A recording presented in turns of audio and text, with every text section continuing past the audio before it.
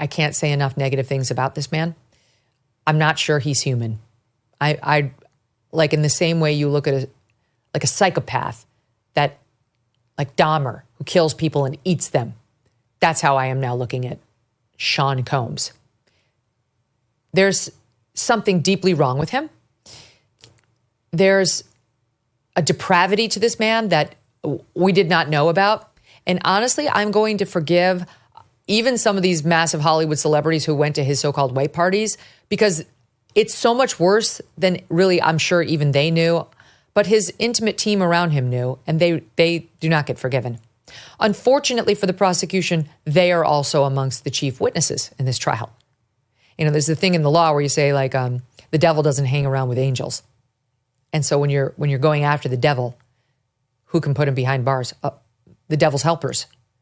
And they're not all that likable either.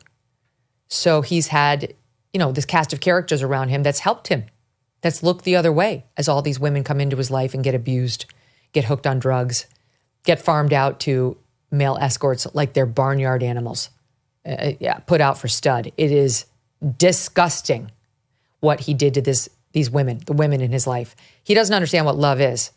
It's weird because all the people around him are so enamored with him and they come back to him over and over.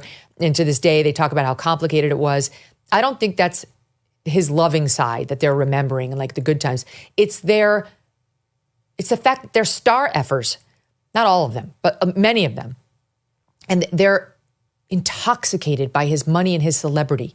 Most of these people come from nothing and were very ripe targets for his power and his money, his ability to pay their rent and so on. So they were easy targets and he knew it. He was dazzling the security force at the LA Intercontinental Hotel. These guys are kind of, you know, law enforcement adjacent. Even they were like, yeah, we'll take the money to hide that tape of you beating her, fork it over. Even those guys could be bought. You know, he did not look at the law as a threat. He looked at the law as something he could buy and overcome. And time again, he was proven right. And even the people he most harmed kept forgiving him and going back to him for a job or rent or to be in a relationship with him, even though, again, they were being treated like barnyard animals. And these women knew it. They did not enjoy it. They did not want it. To a woman, you can see. I'm aware of texts from like Cassie Ventura early in the relationship saying, yeah, I can't wait to freak off. I enjoy the freak offs. Keep reading, people. Keep reading. Great. Let's do her text messages.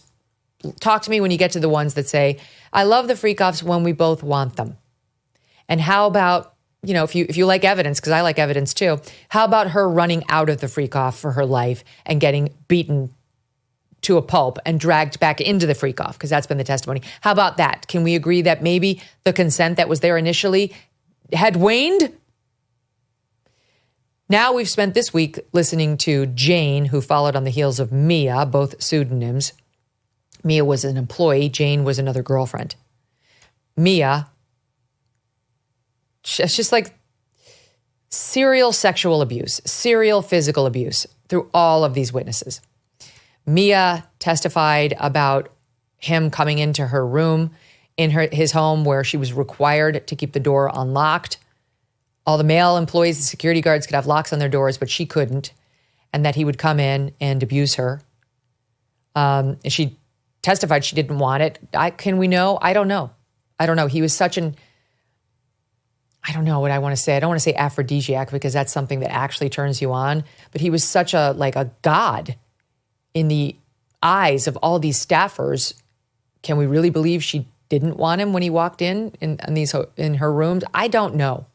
But I've heard enough from Cassie Ventura and from Jane to know that this guy was happy to force these women into a life of these so-called freak-offs or debauchery or hotel nights or whatever you want to call it, and to beat them and to understand that they didn't want to be there, but to hold the threat of violence, the threat of exposure, the threat of their careers, the threat of rent over their heads to try to force them into it. That I think the government's got him. I think they have got him. I think they've got him on every count. Some people are thinking they don't have him on the RICO count, where you have to prove he's sort of a mob boss overseeing multiple crimes. Each individual, you only need 2 underlying crimes for RICO. They've got him. Just the video from the Intercontinental alone is kidnapping and battery. And now you've had testimony from the guy who took his bribe. The guy, the security officer there who took his $100,000. He said, you know what, Diddy, if you want me to destroy the tape, you're going to have to take it up with my boss, or you're going to have to get a subpoena to get control of that tape. And instead, Diddy said, how about 100,000? And that guy's boss said, sure. That guy's boss said, here, give me 50. Loser, absolute cretin, took 50 grand. And then the guy who testified, he'd been given immunity, took half of the remaining 50 and gave the other half to another guard who'd been on duty. The only one who didn't take the bribe was the first guy who was the first witness in this case, who testified that not only did he not take the money, and he'd been shown $100,000 in cash by Diddy's security guard that was in a bag.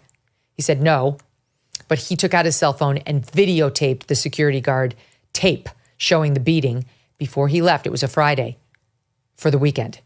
He said he wanted to show it to his wife, and I'm sure the guy knew there was a very good chance this thing would be disappeared by the time he got back on Monday, and it was. He's the one who gave it, we believe, to CNN. And the reason that we've seen it, and the reason the prosecution opened its case with it, that video. That's like the only man of honor who wouldn't take the money and videotaped the videotape. Person after person has taken the stand and talked about watching Diddy beat these various girlfriends. I mean, relentlessly beat. There's no amount of beat that's okay. But just like the inhumanity of how he beat them, splitting Cassie's lip, throwing a frying pan at her allegedly. We saw what he did to her on tape. Each woman reporting how she had to go down. She went down to try to avoid, protect her internal organs and prevent too much injury, and how he would kick them in the stomach while down. The thing about Jane, I do want to get into what happened with Jane, because it was just stunning and heartbreaking and disgusting, and tracks what Cassie Ventura told us perfectly. What he did to Cassie Ventura from the day he got together with her back in 2000, well, it was earlier than 2008, but straight through to 2018. She got together with him, I think, around 06. But from the beginning, this is Cassie, around 06 to 2018, he was making her do these freak-offs with male escorts in hotel rooms. And as soon as that was over, he was doing it with others. It was like, Cassie now sees, all the women see. You were part of an assembly line of women he used like a barnyard animal. Again, that's no comment on the women. It's a comment on how he valued them. That's how he saw them. Jane comes out, and she took over basically as Combs' girlfriend, I think shortly after he and Cassie broke up. And she was his on-again, off-again girlfriend straight through to when he got arrested in 2024. And this is the saddest story. I got to tell you, spend time with your children. You don't have to tell them everything they do is wonderful. Every 2 marks on an art paper is a Picasso. But you do have to build up your child's sense of self and self-confidence and understanding that they belong in this world, to a family, ideally, with family dinners and time invested by a parent. And if, God forbid, the child loses a father figure, either from the beginning or some way along the way, make sure they have a strong male role model so they don't need to be affirmed by random men who can't fucking stand them or respect them, like Sean Diddy Combs. I just feel like there's a couple stories here. There's a story about the depravity of this man. I don't know how that happened. Had to be more than wealth and fame, because a lot of people get wealthy and famous and don't do this. But it's also the story of these women and how sad they were, how unfilled they were, how unsated as humans they were on a confidence and brain level, that they would time and time again allow him to force them into these freak-offs, and then of course go back to him over and over in the beatings. It's a tale that's related to domestic violence. It is domestic violence. But it's so hard for women who find themselves in abusive relationships. And if you can understand why a woman allows herself to get beaten more than once, you can understand why a woman allows herself to be forced back into these so-called freak-offs more than once. It's all part of a pattern of abuse. If this had been once or twice and you had a text message saying, I want it, or like in Jane's case, she said, or I think it was either Jane or Mia, forgive me, I blend them sometimes, saying in the beginning, it was Jane, saying, I wanted it in the beginning because it seemed taboo. Then he might have a defense that like there was consent. I wasn't forcing it and I had no reason to believe that there was no consent. It's so far beyond that, people. It's just so far beyond that. Father's Day is coming up. Let's celebrate all the great fathers out there who have had such a positive influence on our kids and our nation. You want to celebrate a special dad? How about brightening his day by giving him a gift of Riverbend Ranch steaks? Yes. Anybody would love to receive this. Riverbend Ranch has been recognized by the team at Certified Angus Beef as having some of the finest quality black Angus beef in America. The difference in quality and flavor is not by accident. For the last 35 years, the Riverbend Ranch has been raising black Angus cattle with a focus on flavor and tenderness, carefully sorting the genetics to produce the absolute best quality beef. And they raise their beef the old-fashioned way, without artificial growth hormones and without antibiotics. Riverbend Ranch is all about quality. Last year, the Engineering News Record named the Riverbend Ranch Beef Processing Facility as the best manufacturing facility built in the U.S. in 2024. Exceptional American beef, grown and processed in America. For a very special Father's Day, order directly from riverbendranch.com. This is a great gift. Your dad will not be expecting this. This is like, what do you normally get him, a tie? This is a really cool one that he's really going to enjoy, and so are you. riverbendranch.com. Use promo code Megyn to get $20 off your first order. riverbendranch.com, promo code MEGYN. Thanks so much for watching. If you like what you just saw, hit the subscribe button for more clips and full episodes.